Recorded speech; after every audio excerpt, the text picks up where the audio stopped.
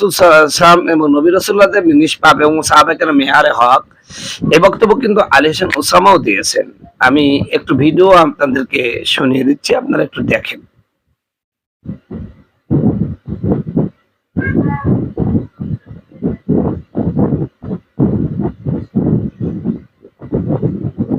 যিনি মেয়ারে হক নিয়ে আপত্তি তুলেছেন, ব্যাখ্যা আমি তার কিতাব থেকে দিচ্ছি।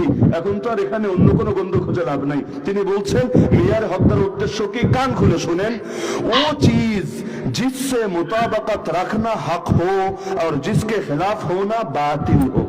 মেয়ারে হক, হকের মাপকাঠি মানে কি? যার সামঞ্জস্যপূর্ণ হওয়া হক, যার বিরোধী হওয়া বাতিল। তাহলে মেয়ারে হকের সংজ্ঞা পেলাম লেখকের কলম থেকেই। মেয়ারে হক মানে কি? এমন জিনিস যার সঙ্গে মিললে হক, না মিললে, আবার বলেন, যার প্রিয় বন্ধুগণ, আমার ভাইরা আমার, রেজাল্ট করে আবরার একটা পোস্ট করেছেন, যেটা আপনার কালবেলা তাদের হেডলাইনে দিয়েছে।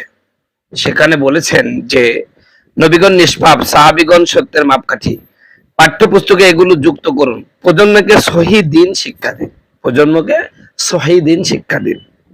মুফতি রেজাউল করিম আবরার। প্রিয় ভাইয়ের আমার, জামাত বলে যে আমরা মওদুদে আকীদা বিশ্বাস করি না, অথচ জামাতের এক বটবাহিনী এই পোস্ট পেয়ে তিনি কি লেখছেন দেখেন। আমি স্ক্রিনশটে দিয়ে দেবো, আপনারা দেখে নিন, আমি পড়ছি।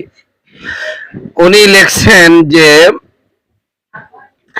মুআবিয়া এবং আলী রাদিয়াল্লাহু আনহুর মাঝে ইজতিহাদের কারণে মতপার্থক্য হয়েছে। আলী রাদিয়াল্লাহু তাআলা আনহুর ইজতিহাদ সঠিক ছিল আর মুআবিয়া রাদিয়াল্লাহু তাআলার ইজতিহাদ সঠিক ছিল না। এই জায়গায় মূলত রেজাউল করিম আবরারও সাহাবীদেরকে সত্যের মাপকাঠি মানলেন না, এইভাবে একটা করছেন।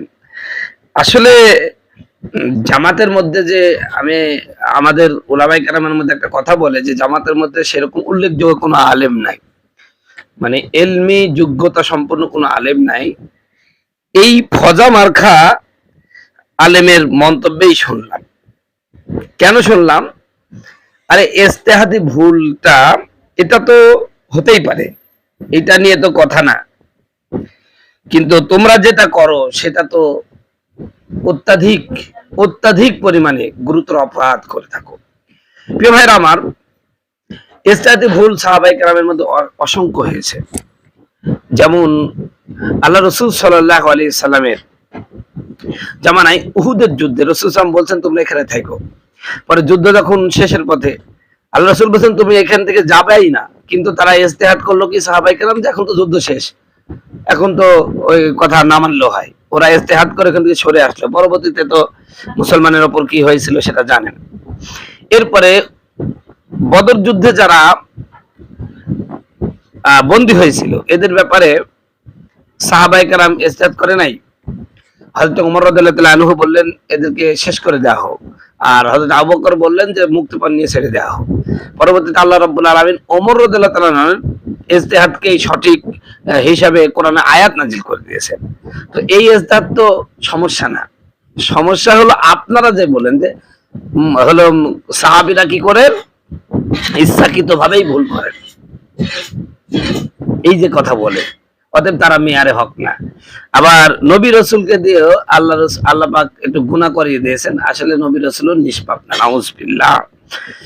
প্রিয় বন্ধুগণ, আমার ভাইরা আমার, সেই ইসমতে আম্বিয়া নবীরা নিষ্পাপ, সাহাবায়ে কেরাম মেয়ারে হক, সে কথাটি পাঠ্যপুস্তকে লিপিবদ্ধ করার জন্য বলেছেন রেজাউল করিম আবরার, যাতে করে আমাদের ভবিষ্যৎ প্রজন্ম জানে এই বিষয়টা প্রথম থেকে জেনে নিতে পারেন যে নবীরা নিষ্পাপ, সাহাবায়ে কেরাম মেয়ারে হক।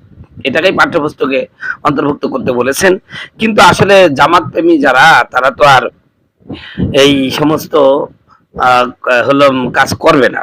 বন্ধুগণ, আমার ভাইরা আমার, রেজাউল করিম আবরার এই পোস্টটি দেওয়ার কারণে এবং কালবেলা সহ বাংলাদেশের উল্লেখযোগ্য পত্রিকায় এই লেখাটা আসার কারণে আমাদের মওদুদি অনুসারী ভাইরা, বিশেষ করে জামাত মতাদর্শের লোকেরা, এমনকি আমাদের ননু হুজুরও দেখলাম পোস্ট করছেন, যিনি এর আগেও ইসমতে আম্বিয়া সম্পর্কে আলোচনা করেছেন এবং আল্লাহ রসুলরা রসুল সাল্লাম এবং নবী রসুল্লাহ নিষ্পাপ এবং সাহাবায়ে কেরাম মেয়ারে হক, এই বক্তব্য কিন্তু আলী হোসেন ওসামাও দিয়েছেন।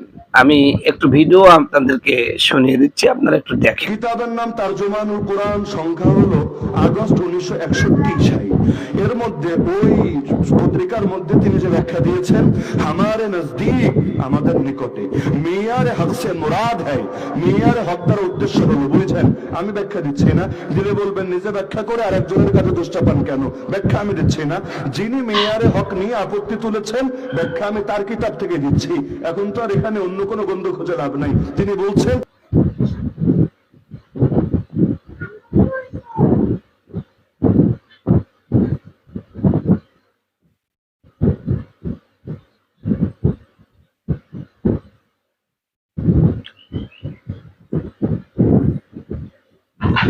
এই যে বক্তব্য শুনেন, এই বক্তব্যে আলী হোসেন ওসামা জামাতের একজন বক্তা, তিনি বলছেন সাহাবায়ে কেরাম মেয়ারে হক এবং নবী রাসূলুল্লাহ নিষ্পাপ। অথচ জামাতের আরেক বক্তা ডক্টর আবুল কালাম আজাদ বাশা, তিনি লিখতেছেন যে সাহাবায়ে কেরাম মেয়ারে হক নয়। তারা নিজেরাই বিধান নিতে রয়েছেন। আর আমরা জনগণ কোনটা মানবো, আবুল কালাম আজাদ বাশারের নাকি আলী হোসেন ওসামান? এখন আপনারা নিজেরা ঠিক হন, নিজেরা ঠিক করেন।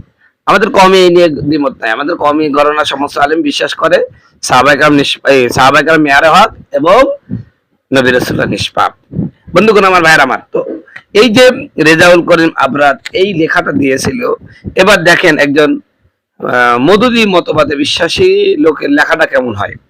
সাহাবা প্রেমী মুখোশের আড়ালে রেজাউল করিম আবরারই সাহাবা বিদ্বেষী। সম্প্রতি সময় রেজাউল করিম আবরার সাহেব জামাত ইসলামকে হেয় করতে নিজেদের সাহাবা প্রেমী আকীদা উপস্থাপন করেছে। সেখানে উনি বলেছেন মুআবিয়া রাদিয়াল্লাহু তাআলা এবং আলী রাদিয়াল্লাহু তাআলার মাঝে ইজতিহাদি কারণে মতপার্থক্য হয়েছে। এখানে আলী রাদিয়াল্লাহু তাআলার ইজতিহাদ সঠিক ছিল বাণী রেজাউল করিম আবরা। এর মানে উনি কি বুঝিয়েছেন? মুআবিয়া ও আলীর মাঝে ইজতিহাদি মতপার্থক্য হলেও আলী রাদিয়াল্লাহু তাআলার ইজতিহাদ সঠিক ছিল। এর মানে উনি বুঝিয়েছেন আলী রাদিয়াল্লাহু তাআলার ইজতিহাদ সঠিক ছিল, মানে মুআবিয়া রাদিয়াল্লাহু তাআলার ইজতিহাদ ভুল ছিল। এটাই উনি বুঝিয়েছেন।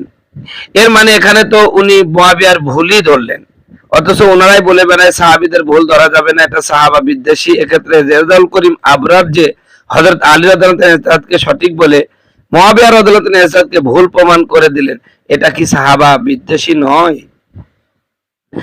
সম্মানিত বন্ধুগণ, আমার ভাইয়ের, আবার এই লেখাটা তো আপনারা শুনলেন ভাই। এখানে লেখার মধ্যে কি অবস্থা দেখছেন? মানে এদের জ্ঞানের স্বল্পতা কত। আর ইজতিহাদে ভুল নিয়ে তো কোনো আলোচনা নাই। ইজতিহাদ ভুল হলো সওয়াব। আপনি যদি ইজতিহাদ করেন, সওয়াব সঠিক হলে ডবল সওয়াব পাবেন, আর ভুল হলেও আপনি গবেষণা করছেন এজন্য একটা সওয়াব পাবেন। এটা নিয়ে তো কোনো কথা নাই। কিন্তু আমাদের আকীদা হচ্ছে সাহাবায়ে কেরাম সত্যের মাপকাঠি। আল্লাহ রাসূল ভরি ভরি হাদিস বলে করেছেন, আমার সাহাবীরা হলো উজ্জ্বল নক্ষত্রের মতন, ইক্তেদায়ে বি হিদায়াতিহিম, তোমরা যাকে অনুসরণ করবে তোমরা হিদায়াত পেয়ে যাবে। তারপরে সাহাবীদের কোনো সমালোচনা করতে আল্লাহ রাসূল বারবার নিষেধ করেছেন। আপনারা ছানি খুতবায় পড়েন যে খবরদার খবরদার, তোমরা হচ্ছে সাবধান, আমার রাসূলে আমার সাহাবীদের খবরদার তোমরা কি করো না, সমালোচনা করো না। আর সবচেয়ে বড় কথা হলো কোরআন তো সার্টিফিকেট দিয়েছে সাহাবায়ে কেরামের। আল্লাহ পাক বলছেন রাদিয়াল্লাহু আনহুম ওয়া রাদওয়ান, আল্লাহ ওদের প্রতি রাজি, ওরাও আল্লাহর প্রতি রাজি। সুতরাং যাদের প্রতি আল্লাহ রাজি হয়ে গেছেন তাদের উপরে তো আর কোনো কথাই থাকে না ভাই। আল্লাহ তারা যদি ভুল করতে, তারা যদি মেয়ারে হক নাই হবে, তাহলে আল্লাহ তাদের উপর খুশি হলেন কেন, রাজি হলেন কেন? রাদিয়াল্লাহু আনহুম ওয়া রাদওয়ান, আল্লাহ ওদের প্রতি রাজি হয়ে গেছে, ওরাও আল্লাহর প্রতি রাজি হয়ে গেছে। সুতরাং এখানে কোনো তানাজু, ঝগড়া, মতপার্থক্য থাকলো না। আমি জামাত শিবির ভাইদেরকে বলবো, ভাইরা এই যে ছোট্ট একটা বিষয়, আপনারা ইসলাম কায়েম করবেন ভালো কথা, তে কমই আলেমদের সাথে বসেন না, বসে এই জিনিসটা সমাধান করে নেন। আর মওদুদি কি আপনাদের একদম এমন আকাবি যাকে কোরআন হাদিস তো না মওদুদি, তাকে ছাড়া যাবে না এমন তো নয়। আপনারা মওদুদি আকীদা থেকে বের হয়ে উপমহাদেশে বর্তমান যে দেওবন্দি ধারা চলতেছে এবং হানাফি যে মাসলাক চলতেছে, আপনারা এটাকে অনুসরণ করেন, তাহলে খুব দ্রুত আপনারা ডেভেলপ করতে পারবেন ইনশাআল্লাহ।